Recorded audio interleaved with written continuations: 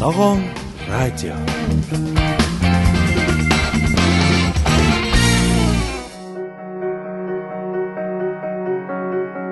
Иргэм сонсогчдоо та бүхэн маань амар амгалан байцгаана уу. За манай Ногоон радио нэвтрүүлэг маань эхлэхэд бэлэн боллоо. За бид энэ нэвтрүүлгийг Хүнсгэд аж ахуйн үндэсний асоциацтай хамтран бэлтгэдгийг та бүхэн мэдж байгаа. За энэ асоциацийн гишүүн Таримал Загийн төгөл компанийн захирал Алтан Цэцэг маань өнөөдрийн манай нэвтрүүлгийн хамтран хөтлөгч маань юм аа. За бид өмнөх нэвтрүүлэг дугаараараа болохоор Алтан Цэцэгтэйгээ ерөнхийдөө Ногоон байгууламжийн талаар Монголын өчигдөр буюу социализмын үе өнөөдрийн талаар ярьсан л да. За өнөөдөр болохоор би танаа энэ Таримал Загийн төгөл компанийн талаар нэг компанийн жишээн дээр энэ мод үржүүлэхтэй холбоотой хот тогтчлолтой холбоотой түүх яаж үргэлжилж байгаа юм бэ гэдгийг сонсогчдод хүргэх гээд байгаа юм. За танаа компани байгуулагдаад 2009 онд байгуулагдсан тийм ээ. Бараг 10 жил болж байгаа. Тийм одоо сэтгчилтэй. 9 жилдээ явж байгаа юм байна. Тэгвэл бол энэ бол зөвхөн компани албан ёсны хувьд тоо боловч өөрийнхөө хувьд энэ бас хот тогтчлолтын дээр бол нэлээд урт удаан жил ажилласан хүн тийм ээ. За компани яагаад байгуулах болвоо? Анх байгуулж байхад ямархуу зорилго байваа? Ямар асуудлууд гарчээ? Өнөөдөр ингээд нөгөө энэ өндөрлгөөс харахад гэдэг шиг тийм ээ. Түүхээ нэг сөхөөд үзвэл ямар шохон байна. За анх бол бид нар төгслийн компани гэж ярьж байгаа. Сүүлд ингээд төгслийн компаниас гарсныхаа дараа бол бид нар хойроо хичгэлсэн энийг. Хойроо бид нар их мод тарьж болдго юм байна те. Тэгээд эхлээд энэ санаа маань яагаад гарсан гэхэл ерөөсөө хүмүүс ганцныгээр мэнтэд мод тарьж эхэлчихсэн. Тэгээд зөвлөгөө аваад эхэлнэ гэдэг. Хоёрдугаар мод тарьдаг газар байвал аваад ийм тарьчихсан гэсэн санааг хүмүүс өгчихсэн. Тэгэд 1992 онд энэ анх Монгол Чацарган нийгэмлэг гэж энэ төргний голыг ерөөсөө тэр чигт ингээд айлуудад 0.5 га өгөөд тэнд чацарган тариулж ирсэн.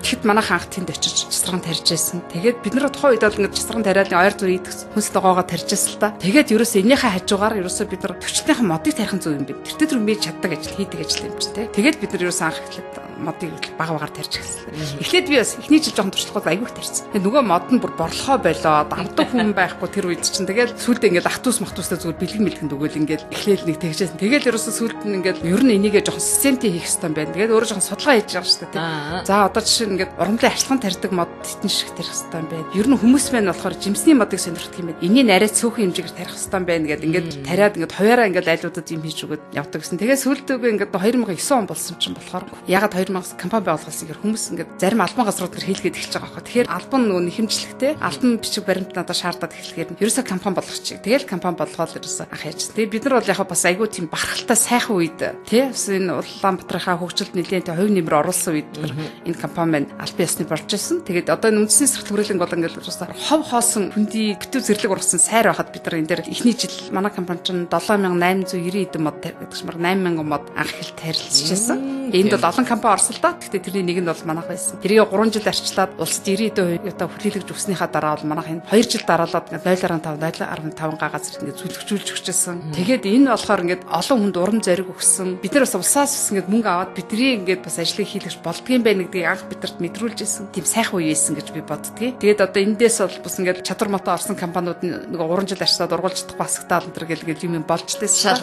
Шалгуур байсан. Энэ бол бидний хувьд бол айгүй сайхан үе байсан. Тэгээд тэрнээс хойш бол одоо юм бас нэлээ эмгэгцэгцэнд ороод бид нар ч одоо ингээд мэргэжлийн байгууллага гэдэг тусгай айдтаачлаад тусгай ингээд бид нар өндөр шаардлага тавиад мэргэжлийн байгууллагууд ийм боловсруучтай байх хэрэгтэй. Мод үржилгийн газартаа худагтай тэгээд ийм багш техниктэй байх хэрэгтэй гэдэг ингээд сүлийн бас юм жоох эмгэгцэгцэндээ орж байна. Нэг талаасаа нөгөө талаасаа бол манай хүмүүс байгууллагууд одоо ногооруулах гэдэг бол асар ач холбогдолтой. Өөрт нь одоо ирээдүйдээ хийж байгаа асрыг хөрөнгө оруулалт юм а гэдэг маш сайн ойлгодог болсон.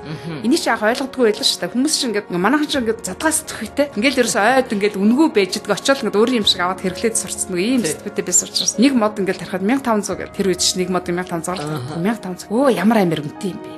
700 авъя та 500 авъя л та. Тэг би бүр гайхаад энэ ч одоо миний 3 жил тарьсан хөдөлмөр шүү дээ. Та яагаад ингэж хэлж байгаа? Энд чинь миний бүтээгдэхүүн шүү. Та нар дэлгүүрт ороод талахыг чи би тал өндөр навыг хилдэхгүй хизээч хилдэхгүй үстэй. Тэр хүн чинь бол өглөө дэлгүүрлөө гарлаа, гурил авчирлаа, хөөлөглөө, талхаа барьлаа, өдөөсөр зарлаа. Бид нар бол бүтэн 3 жил энийг чи арчилж байгаа. Та нар яагаад бидний хөдөлмөр хүндэхгүй байгаа юм? Айгүйх тэгээ маргадагс одоо хүмүүс бэлтгэхийн айгу бэлдсэн шүү дээ. Нэг үе отод айгу сайхан болсон. Тэгээд ингээд хүмүүс маань бид нар өөрсдөө хувийнхаа салбарыг хөгжүүлэе гэж бодож ер нь хувийн салбарт ажиллаж байгаа бүх хүн энэ яг галтан дүрм гэж би боддог те. Юм ин айгу сайн хийж өг сэтгэлт нь хийж өг. Өнөөдрийн 5 төгрөгөөс илүүтэй те юм айгу сайн хийгээд өгөх юм бол өнөөдөр тэр хүний хийсэн юм өөр нэг найз нарж хараад хинээр хийлгсэн яаж хийлгсэн би энэ хүнээр хийлгээ. Гэх мэтэр бид манайхан ч нэг ам мэдээлэл айгу сайн болсон байхгүй. Тэг айгу сайн явдаг тий. Тэгээд ингээд хүний юм найдвартай хийгээд өгөх аяндаа өөрөө компани ч өсөнд дэвжих те. Санхүү чадвартай байх тийм боломж юм байна гэж би харж байна. Яг үнэ. Энэ ч мөр манайхны ч онцлог биш. Энэ ч угаасаа бизнесийн нөгөө алтан дүрм байх ёстой гэдгийг бид нар ойлгох хэрэгтэй байна. Танай компани чинь яг одоо тооны хувьд ярил нийт хэдэн хүн байна? Яг хаана байрлаж байна? Ямар хуу одоо үйл ажиллагаа хаана явагдаж байна? Одоо манай компани бол ногоон байгууламж энэ компани гэдгээсээ гадна манай нөхөртөөгөө бол хамтраад манай нөхрөөр барилгын санцгийн нэмэрслэн байдаг. Тэгээд хоёлаа манай нөхөр бол ерөөсөө энэ усан ориглоор усан талиан антер гэдэг энэ хатуу ландшафт гэж ярьдаг. Одоо энэ мод сүүдрөвч явган зам тэгээд энэ усан ориглоор эднэрээ авалт хийдэг. Би болохоор ерөөсөө ингээд яг ногоон байгууламжаа дагнаад зүлгээ модоод мандлынхаа цэцгийг хийгээд явдаг чинь. Манайх болохоор Төв аймгийн Сэргэлэн сав 8 га газартай. Тэгээд тэр 8 га газартаа бүтэнд нь модуржуулгал хийж чадахгүй л дээ. Нэг га гарan 2 га арай хүрхгүй талбай дам модуржуулгыг хийн. Энд нь бол нэг 2 хүлэмжтэй. Тэгээд ер нь бол яг би аль болохоор тий яг хүлэмж хүмүүсийн онцгой л доо. Зарим нь бол яг хүлэмжээр бариад ингээд айгу хурд өндөр ургуулад ингээд хүлэмжээр гарцсан болсон. Би болохоор эргээд дараа нь амьдрах чадварыг бодоод ерөөдөө бол ихэнх нь байгальд ургуулах сонирхол өөрөө өндөртэй. Тэгээд цэцгийнхаа хүлэмжийг бол Улаанбаатарт 2 хүлэмж байдаг. Тэгээд тэр хүлэмжэндээ бол манайх мандлынхаа цэцгийг өөрсдөө хийдэг. Жилдээ нэг 8-10 мянган мандлын цэцэг хийдэг. Тэгээд тэр мэн бол эхний үед бол өстой нөгөө цэцэг тариал байдаг, айгу гоё ургаал байдаг. Нөгөөтгөө борлуулах газар байхгүй. Айгу хэцүү байдаг. Тэгээд нөгөөтгөө яах нэг ургацсан сайхан болцсон юм чи хайчилтай нэ шүү дээ. Тэгээд намар хүртэл услаад ингэдэг байсан. Одоо бол айгу сайхан болцсон шүү дээ. Одоо ч хүмүүс ингээд нөгөө ягаар ч хүн ингээд ирчихсэн. Манайх цэцэг авах. 6 сарын 1-нд ихэд бид манай бүх цэцгэлсэн байдаг.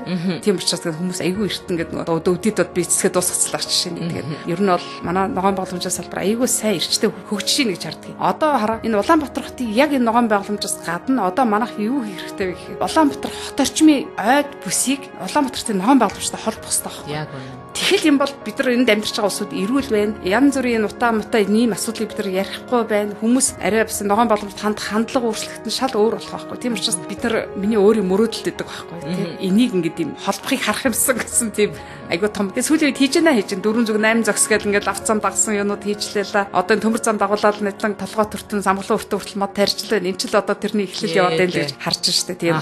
За цэцэрлэгт хүрээлэнг байгуулахад гар бие оролцсон байна танай компани. Өөр ямар гэрээнүүдээр одоо ямар газар байгууламжууд одоо энэ 120 аюулгүй тойрог 120-ын тойрог гэж одоо энэ 4 замын уулзар ийшээ гартан нэвчээ одоо энэ 120-ыг тэр чигт энэ нөгөө Наран булаг гэдэг замын компани захиалгаар манайх энийг хийжлээ. Энэ Сапорогийн аюулгүй тойргийг 4 замын уулзар болоход энийг хийжлээ. Энэ нэгдсэн үндэсний гудамжны зөвлөгжүүлэлтийг хийжлээ. Одоо энэ ашуураа цэцэрлэг гэдэг хуучин бид нар хуучууд бол ярьдаг Готын 22-ийн хайдлын цэцэрлэг гэж ярьдаг тийм ээ. Одоо Тагнуулын төв газрын уртын цэцэрлэг шүү дээ. Энэ цэцэрлэгийг манайх 6 дахь жилдээ арчилж байна. Энийг бид нар Улаанбаатар хотын захирчийн ажлын албанаас захиалгаар жил болго энийг арчилж байна. Тэгээд ер нь өшөө аж ахуйн нэгжүүд бид нар хамгийн миний бас нэг жоохон бахархалтай сонирхолтой юм гэхээр бид нар Чайрхтын наадмын талбайг 2012 онд бид нар зөвлөгжүүлчихсэн. Удаан элсэн дунд янзын гоё зөвлөгжүүлгээд өгсөн. Одоо надад тэр зургууд байдаг. Тэгээд хамгийн харамсалтай нь би 2 жилийн дараа явхад тэр зөвлөг минь 50% болсон байсан. Сүүлд явхад бараг зөвлөхгүй болсон байсан. Бүр айгүй харамсалтай. Тэр говьдтэй хүн өсч болдго юм байна, ургуулж болдго юм байна гэдгийг үзүүлээд өгсөн. Ургуулад өгсөн юм яагаад арчлаад авч чадаагүй би бүр айгүй харамсаад дийдгийг. Тэгээд одоо яхад тэгэл ер нь манайхны үйл ажиллагаа нэг иймэрхүү штэ. Тэгээд хотод бол ажил хийсэн зөндөө хийсэн. Тэр чинь маань хувийн улсууд, хувь компаниудын байгууллагын гадна тогтчил дээр нь энэ хувийн айлууд тогтчлтыг аюу гой цогцоор хийлгдэг болсон.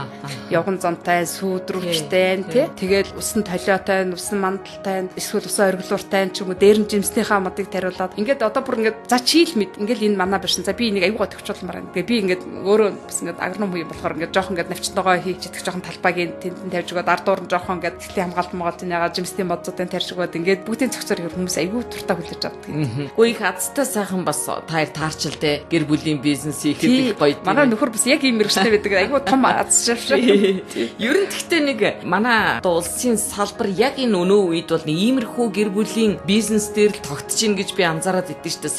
Салбарын хүмүүсийг харж байхад тий энэ бол бас нэг төрлийн таавхны одоо маш их том хүч хөдөлмөр байна. Тэгээд ер нь гэр бүлийн бизнес өнөөдөр дунд гэж яриад байгаа энэ одоо үйлдвэрлэл тийм тийм ээ. Үнэхээр улсыг бол нуруунд дээр яаж үүрж байгаагийн жишээг л энд харуулж ин л да. Гисэн хэрнээ өөрсдөө одоо тэр бүхний одоо юу гэдгиймтэй одоо тэр сайхан юм нь бол одоохондоо сайн өөр дээрээ тусгаж улсаас бол баярлсан сэтгэлийг бол нэг авахгүй байх шиг байна тийм ээ. За тэгээ хоёлаа ингээ одоо жишээлбэл сая өөрөө хэллээ энэ цэцэрлэг түрээлэнгийн талаа. Тэгээ би тэр дээр бодж илаа л да. Хөх хотод гэхэд яг манай Улаанбаатар хоттой адилхан нэг сая 500 хүнтэй байдгийн байна. Гэтэл тэнд дэжтэй 9 цэцэрлэг түрээлэн байхаар тэр дотроо 5 нь одоо яг жинхнээр одоо ажиллаж байгаа. Цаана дахиад одоо хэдийг хийх гэж байгаа. Гэтэл тэр цэцэрлэг түрээлэн манай энэ цэцэрлэг түрээлэнгээс бас хэд дахин том шүү дээ. Тэгээ ийм байхад одоо бид нар өнөөдөр бас жоохон сэтгэл санаагаар унмаар ч юм шиг ганц цэцэрлэг түрээлэндээ очих гэж тэр хар холоос хүүхдүүд одоо сувж штэ. Энэ дүүрэг тийм үү газар цэцэрлэг түрээлэн байгуулахад болдгүй юм уу? Ер нь өөрөө хэллээ энэ хотыг нийтээр энэ бүр ой модтой хамт холбосон гэж их гоё санаа байна. Ер нь ингээд өөрөө энэ хотыг өөрчлөхийн тулд юм уу? Энэ ногоон байгууламжийн талаар ямар шин зүйлийг сэжмэр санагддаг вэ? Миний бодлоор бол одоо ингэж бодож одоо манад Улаанбаатарт байгаа ганц үндэсний цэцэрлэг түрээлэн гэдээ бид нар яриад байна тийм ээ. Гэвч бид нар яг энэ дундуур би надлаа орж чадбаргүй уйлмар санагдсан. Би намар 8 сарын дундуур битүү шарилж тэр хүүхдүүд чинь тэнд очиж сугаалж амрах гэж байгаа тэнд таатай орчин байна уу? Тэгээд энэний явж буруу нь юу вэ гэхээр цэцэрлэг хүрээлэнгийн удирдлагад мэрэгжлийн хүн байх хэрэгтэй. Миний бодлоор одоо манайхан бол яриад шүү дээ. Одоо яамны сайд мэрэгжлийн байх албагүй бодлого барьж байна. Мэрэгжлийн биш мэрэгжлийн мэдэхгүй юм чи ямар бодлого бариад байгаа юм тэрийг л ерөөсөй ойлгохгүй байна. Тэгээд нодлон айгүй инээдтэй ингэсэн шүү дээ. Зөвлөгжүүлэлтийн нэм зөвлөгжүүлэлт хийх гэж байгаа гэдэг юу зарласан багхгүй. Тендер зарлаад манай яг одоо бид нар ингээд 20 30 жил ажилласан 3 мэрэгжлийн компанид орсон чи бид гуруулаа асгацсан уу? Гурал асгацсан шүү дээ. Тэгээд хийцэн зүйлийг одоо харахад бол байхгүй л байгаа байхгүй. Гэхдээ гол нь бид нар орохдоо биш ээ. Бид нар хийхтэй ч биш. Гол нь энэ нэгэнд ард түмний төлөө гэдэг хийгээд өгсөн юм яг мэрэгжлийн түвшинд байх хэрэгтэй байхгүй. Ичмээр байна шүү дээ. Юу гэсэн үг ганц юу битүү зэрлэгэндээ баригдсан байх гэдэг чинь. Ийм байж болохгүй байхгүй. Гол нь бол энэ шүү дээ. Тэгэхээр манайханд яг одоо баянгуул цэцэрлэг гэж ярьж л байдгийг ингээд энэ тийм жижигхэн цэцэрлэгүүд бол байдаг л да. Гэхдээ манад бол ерөөсөө яг энийг яг мэрэгжлийн түвшинд наваа явуулахаар удирдлага нь байдгүй юм уу? Эсвэл тэр газар нь олддоггүй юм уу? Эсвэл тэрийг бүр ингээд яг санхүүжилтэнд байдаггүй юм уу? Манайх энэ дээр айгүй тийм ач холбогдол өгөхгүй ханддаг байхгүй. Ягаад тэгэхээр энийг зугаа цэнгэлийн юм шиг ойлгоод байгаа юм. Үгүй байхгүй. Эн чин одоо энэ манайханд энэ шигөө байртай хүүхдүүд амрах тоглох талбайгүй. Энд л хүүхдүүд ганц нуруугаа тэнийж сэтгэлээ эрхчлөөтэй аюулгүй гүйж болох талбай орчин байхгүй. Тэгэхэд энийг дүүрэгт битгээд худалчманд баг хороо оронд ч гэсэн баг бурдахгүй. Тэгэхээр манайх энийг энэ дээр аюул сайн хотын бодлогоо бариад тэр доор хэрэгжүүлж байгаа дүүргийнх нь ингээд одоо ч дүүрэгт мөнгө барилдаг болсон шүү дээ. Тэр дүүргийн мөнгө хэрэгс хэрэггүй шал дэмий юмд одоо ингээд харчлаа л да. Хороодод бичил цэцэрлэг нэртэй. Тэгээд яадаг хэр ингээд төмрөөр ингээд битүү хашаа хийнгүүтэй. Дотор нэг жоохон явган зам тавиад ганц хоёр сүүтрүүс тавиад 5 мод тариад тэр услагын их усэр байхгүй. Ингээл нэг юм хийгээл хайчдаг. Эхний нэг ганц хоёр жил байж байгаа дараа нь байхгүй болчихсон. Тэгэл дараа нэг дарга нь тэрийг болгож айл оронд нь дахиад байр. Тий одоо жишээ нь бид нар хамгийн тод жишээ толгой чиглэл рүү явахад их наргийн урд 10 үндсийн үйлдвэр гэдэг айгүй том архивны үйлдвэр байгаа. Энийг анх яасан хэр хэдэн оны сонгуулаарч үлээ хүүхдийн амардаг талбай хийнэ гэдэг айгүй том талбай хашаал тэнд нэг саксны шийт хийгээл мод зууд тарих гэж байгаа майнистэй ингэх гэж байгаа мал гэдээсэн. Тэгээ сонгуул өнгөрөөл жоох хугацаа удсан чи яасан архивны үйлдвэрт барьлаа шүү дээ. Гэрчнээл манай юм ингэж яваад байгаа байхгүй. Тэгэхээр яг бодлоготой байгаад ард түмэн доороос нь айгүй сайн шахаж шаардаад одоо сошиалар ч хүмүүс айгүй сайн шахахад бас хүмүүс дээгүүрээс хүн амтан сонсдог болж байгаа шүү дээ тий. Тэгэхээр бид нар талаасаа дээр доороосоо бүр айгүй сайн ярьж ажил энд маш олон цэцэрлэг хүрээлэнтэй болох хэрэгтэй юм байна. Энэ бид нар модоо борлуулах гэдэг юм биш. Бид нар зүлгийг хийх гээд бид нар чармаагаад байгаа юм биш. Ерөөсөө энэ ард түмэнд хотод амьдарч байгаа бүх хүнд хэрэгтэй учраас хэлээд байгаа. Бид нар хийхгүй ч зам аахгүй тий. Одоо би ингээд энэ байшины арын замаар ингээд хаяа явдаг байхгүй. Тэгээд энэ хойнд байгаа тэр их бишиг хараад имзгэлдэг. Энэ уг нь айгүй сайхан төсөв яригадаад айгүй сайхан зураг төсөл хийгдсэн. Эний ч одоо том цэцэрлэг хүрээлэн болох ёо. Одоо тэр зэрэг ингээд хамаатан сэдэмж ирэхгүй болцоо одоо энийг ингэж хотоогоо хаяад ирлүүлж ийм байлгаад явах. Тэгээд цааталтан дахиад амьд хүмүүс байж штэ. Энийг ярьжсэн тий. Одоо энэ ингээд айгүй сайхан явж байгаа л нэг манайх нэг юм ингээд айгүй сайхан явж байгаа л нэг лам гараад нөгөөтг нь тэр чигт нь авчаал дахиад одоо ингээд бүр хамгийн хар ухаанаар бодтол тэр хийх тэр зураг төсөв тэн дээр суусан инженер техникийн ажилтнууд өчнөө мөнгө улсын мөнгө хайцлаа гаш. Тэрийг шууд балуурдаад дахиад шинэм хийгээд эхэлдэг. Энэ айгүй харамсмаар байгаа тий. Энд чинь бидний татвар төлөгчдийн бидний мөнгө л яваад байгаа байхгүй яг гэсэн. Энэ нэг жоохон тийм гажиг болов. Тий энэ айгүй жоохон ч биш нэлээд том гажиг л да. Яагаад нэгнийхээ хийжсэн юм өргөжлүүлээд явж болдгоо. Заавал нэгнийхээ бидний хийжсэн устгаад өөрөөр хийх гэж тий. Тэгээ яадгийн энэний хийсэн юмыг манай нам хийхгүй ч гэх нэг тийм бодол яваад идэг юм шиг санагдаад байдаг шүү. Тэгээд би ингээд яг зүгээр энэ бол миний мэрэгчлэлтэй холбоотой шинэ яриатай холбоотой зүгээр яг ам халаад нэг юм хэлчих. Би ингээд харахад манайх айгу улс төрийн итгэвтэй. Амар улс төрч. Хөдөөний сумд очиж улс төр яриад. Бүр хамгийн инээдтэй жишээ хөдөөний сумын заяа хоёр ах 2 өөр намгаа хоорондоо дуурхаа ицсэн явж байна. Чи одоо юу гэсэн үг юм бэ? Улсыг би бол боддөг шүү. Улсыг сайхан хөгжүүлээд улсад юм хийжээ тэр хүү ямар нам байх? Юуны нам байх? Хинт хэрэгтэй? Намдчдгаа болооч. Хинт хэрэгтэй юм бэ нам тий гэж бодоод идэв шүү. Яг уу амьдрал хэцүү болоод ирэхээр хүмүүс их нам зам улс төр сонирхоод эхэлдэг юм шиг байна уу л гэж би. Тийм бол яг ерөнхийдөө бид нар энэ яг төрийн энэ арил мухардалд орчод байгаа харагдахгүй байна тий. Уйдсан улсууд тийм л юм ярьж ийн гэх мэт. Ажилдаа өглөө гараад ажилдаа явдаг нь хэдээд тийм ярих байх. Яг үнэ. Та хэд одоо жишээлбэл миний анзарч байхад одоо танай компанийн хувьд цаашаа үйл ажиллагаагаа доктордоо явуулах, амьдрах бол юу хэрэгтэй гэхээр бодвол одоо тендер хэрэгтэй. Тендерээр юугаа авдаг байх гэж бодож байна. Тийм үү? Одоо өөрийнхөө ажлыг улсаас авдаг байх. Тэр энэ тендерийн ажил гэдэг юм ер нь яаж явдаг юм бэ? Миний хувьд их сонирхолтой байна л да. Та хэд яаж оролцдгийг, энэ үнэн болд юм уу? Ямар маягаар явдгийг гэдгийг үйл явцыг хэлээд өгөөч. Яг одоо тендер гэдэг маань айгүйх бичгсаас бэлтжиж орох ёстой ажил. Угаасаа ч тэр тийм байх ёстой. А гэхдээ нэг шалгуурууд зарим нь ингээд одоо тэр тендер боловсруулдаг улсууд маань болохоор бас өөрсдийнх нь яг энэ байгууллагын мэргэжилтнүүд биш байдаг учраас энэ улсууд төсөвчмөсөж хийдэг юм уу яадаг ч тэгээд так гэсэн юм модон асуултууд айгүйч шин. Жишээ нь одоо ингээд шүү дээ. Одоо нэг тендер ягаад хаад компани удирдлага нь айн инженер байх хэрэгтэй гэж орцсон байдаг байхгүй. Тэгэхээр би болохоор айн инженер биш болчихдог байхгүй. Би бол мэргэжлийн хүн биш. Би зарим тийм талбараар би асагдчихл байсан. Тийм үү. Тэгээ миний 28 жил ажилласан энэ туршлага бол биш юу ч зүгээр л цааслах хэрэгтэй байхгүй тий. Гэхэр мэтийн жишээ ингээд жоохон тийм байдаг л да нэгдүгээр. Хоёрдугаар би бол одоо сүүлийн үед би эхний үед айгүйх тендерт орсон. Сүүлийн үед юурээс би тендерт орох байсан. Ягаад гэхээр энэ би зүгээр сайн дураараа ялагдагч болохын надад шаардлага байна. Тэртээ тэргүй тэр эзэнтэй тэрийг аваад нэг нь одоо энэ чи нуус биш болцсон ба штэ. Төрийн албанд ажиллаж байгаа ус чи мөнгө төлж ордог. Тэр мөнгөө тэр тендер мэдрээсээ авдаг. Тийм учраас би хизээч ялахгүй юм би тэгж бичих цаасаа үрж, цаг заваа үрж тэгж яах надад ямар шаардлага байна. Тийм учраас вирус тендер төрхөөр бэлдсэн шүү. Тийм үү. Тэгээ та бүхэн маань одоо яаж амьдарч байна? Яг энэ яг улсаас бол энэ нөгөө хот байн тэртээ тэргүй энэ хүн одоо энэ 40 жил ажилласан чинь хийдэг юмтай очиод үзэхэд мод үржүүлэх нь байж байдаг. Тэгээ очиод үзэхэд цэцгийн хүлэмжэнд байж байдаг. Биднийг бол мэддэг учраас одоо яг энэ байгаа улсууд бол одоо энийг өгч байгаа. Би боддог баха. Одоо чинь энд яг дээр байгаа одоо энэ биднийг мэддэг улсууд болоод маргааш нэг 2 3 шин залуу гараад ирвэл бид нар бол хинч бид нар улсаас ажиллахгүй болчихлоо. Тий. А гэхдээ бол яг бид нар зүгээр нөгөө түрүүн би хэлсэн шүү дээ. Айл өрх альбан байгууллагын захиалга надад ерөөс тасардаггүй маа гэх. Тэгэхээр бид нар ерөөсөө энэгүүрэл явдаг. Би сүүлийн үед яг энэ ганцхан над дээр ч биш энэ бүх мэргэжлийн байгууллагууд дээр байгаа зовлоо. Одоо энэ яадаг гэхээр хавар намар хоёрт байгалийн яамнаас нэг үзэсгэлэн бодлого гаргаад тэн дээр бид нар модоо зарах боломж олддог. Тэр нь бол нэг намар 3 хоног, хавар 3 хоног. Энд бид нар маш бага юм зардаг. Гэхдээ яг ямар ч гэсэн оргуугаас дээр.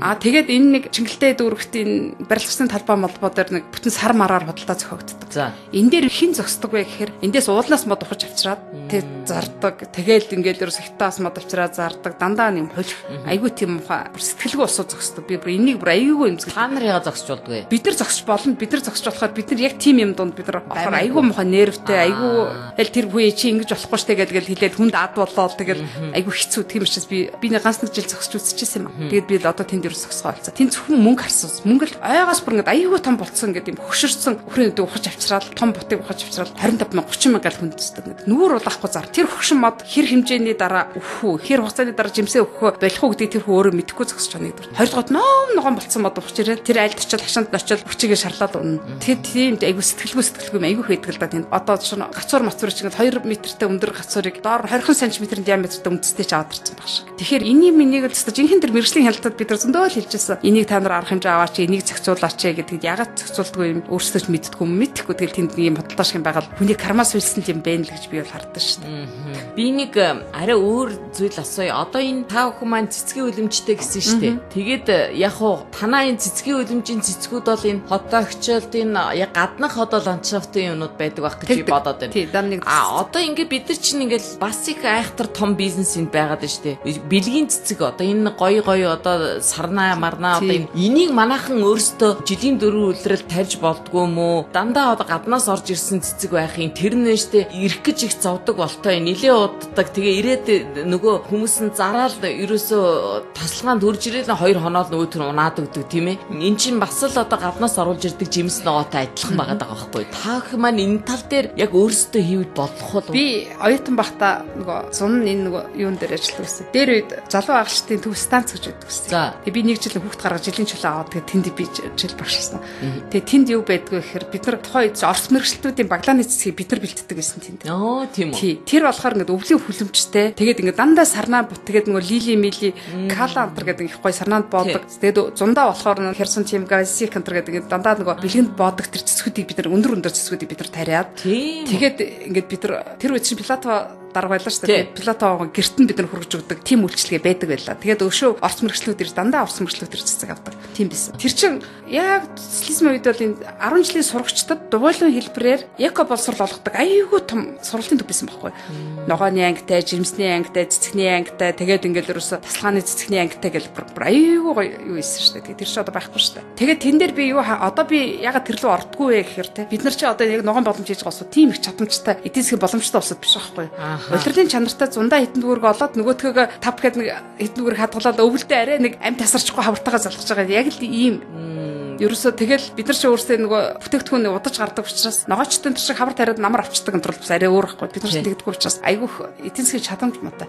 Тэгэхээр бид нар тэрийг зөвхөн өвлийн хүлэмжээр тарьдаг. Өвлийн хүлэмжинд тарихтаа тэр мэн ингээд айгүй сайн дулаал тийм айгүй сайхан том хүлэмжтэй байх хэвээр. Тэгэхээр одоогийн нарлаг хүлэмж бэрхшээлтэй бүр айгүй яг цамхаг хэлбэрийн өвлийн хүлэмж байх хэвээр. Тэгэхээр тэр хүлэмж нь өөр асар өндөр үнэтэй.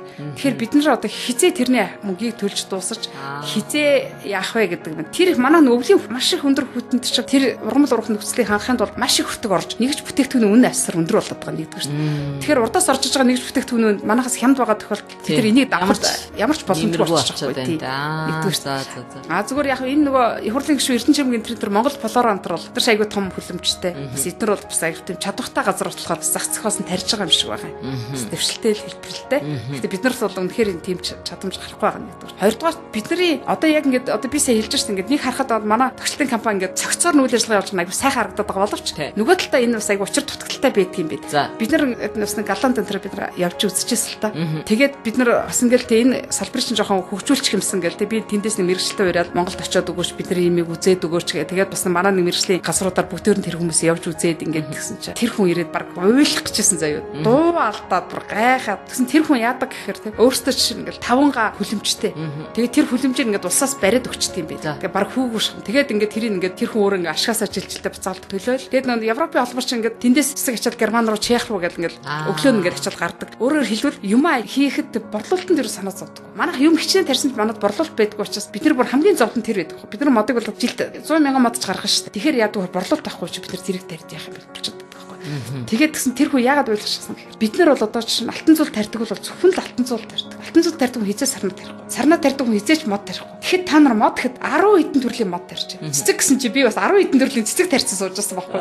Тэгээд дээр нь дахиад намайг өөр юм хийдэг гэсэн чи. Тэгсэн мэт компани айгуу жижигхэн. Тэгээ айгуу өрөвдөжсэн намайг өстэй. Чи яаж ийм юм гэж ганцаараа хийдэг юм бэ?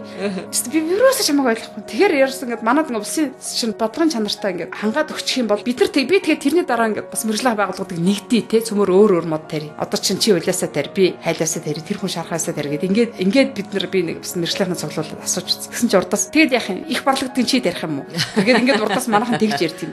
Тэгэхээр эндээс юу харагч юм манайхан нэгдэж чаддгүй юм байна. Тийм шүү дээ. Зүгээр л өөр өөрсдөө л ингээд хамраараа газартгал зүтгээд авах болохоос шүү дээ. Одоо энэ солонгос центр ч гэсэн ингээд оюутан өдрөгээ тэгчихэд нэг нь ингээд зөвхөн ингээд эсвэр нь хийдэг, нэг нь дан ингээд ойдаг, нэг нь ингээд савлаад баглаад, нэг нь борлуулдаг жишээ. Ингээд юм чи ингээд уйлдчихэж ингээд юу яадаг. Энэ суурин нийгэмтэй айгүй олон жил амьдэрсэн усар чи энд айгүй сайн байд юм. Манайхан чи ингэж нэгтгэхтэй их муу тархаа бутхаа байсан ч гэхдээ өөр өөрсдийнхөө толгоогоор өөр өөрсдөө амьдрах айгүй дуртай юм байна. Тэгээд бодоход бидний хүүхдийн үед бодоход нэгддэг болох байх гэж найдаж шүү дээ.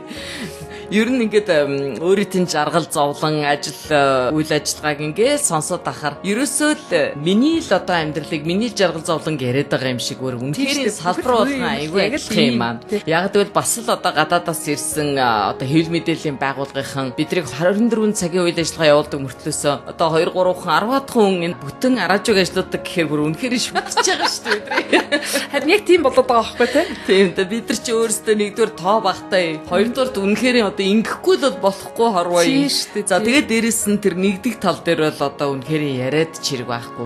Энэ бол одоо бидний нэг хэсэг генд одоо байдаг юм уу тийм ээ. Спортод үртэл одоо олоодаа тоглодог спортод ингээл явахгүй байгаа тухай ярьдаг юм байлээ. Бодвол одоо бидний тэр ген удамтай холбоотой байх. За хоёулаа нэвтрүүлэг яг энэ дугаар дуусгах гэж байна. Тэгээд яг ямар учраас би одоо өөрөдөө нь ингээд жаргал зовлон гариулаад байгаа юм гэхээр ерөнхийдөө манай Монгол улсын энэ ногоон байгууламж хот тогтолттой холбоотой энэ амьдрал сүүлийн одоо энэ 20 жил ямар маягаар явсан бэ гэдгийг бид нар энэ хувийн энэ байгууллагын энэ ажил хөдөлмөрөөр ингээд шууд одоо жишээ хараад ойлгомжтой болох үүднээс ингэж битээр яриа өрнүүллээ л дээ. Ерөнхийдөө анзаараад байхад үнэхээр энэ бол зөвхөн одоо нэг салбарын нэг олон компаниудын хувьд асуудал нэг биш. Ерөөсөө салбар болгонд байгаа хуваараа бизнес эрхэлж байгаа хүмүүсийн ерөн салбар болгоны асуудал өнөөдөр маш их одоо адилхан байгаа юм байна гэдгийг өнөөдөр бас дахиад нэг жишээгээр би өөрөө харлаа. За тэгтээ яг вэ энэ бол бид нар нэг зовлонгоо ярьчаал гараа өргөөд дээшээ хараад хөвтжидэг хүмүүс бол биш. Бид нар ямар ч байсан энэ эхэлсэн ажлаа өөрийнхөө эрхэлж байгаа энэ ажилдаа дур сонирхолтой үүгээрээ амьдрдаг тийм ээ. Эннийхээ төлөө өнөөдрийн одоо бүх цаг хугацааг болон ирээдүйн амьдралаа бодож ингэж одоо үүгээрээ бас сайхан эрүүл инхтэй азтай жаргалтай явдаг хүмүүс гэж ингэж ойлгодог. Бид хоёр бол хэдийгээр өөр салбарын боловч ерөнхийдөө их тийм адилхан одоо хувь заяатай хүмүүс юм байна гэж ингэж ойлгож байна.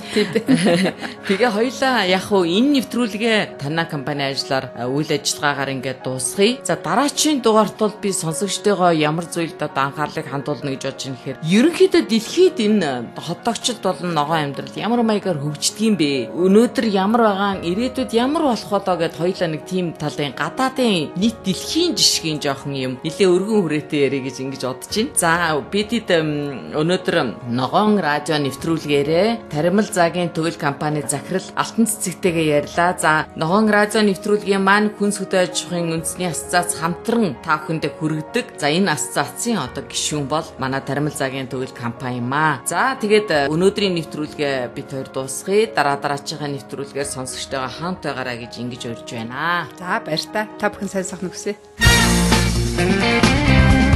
Ногоон радио.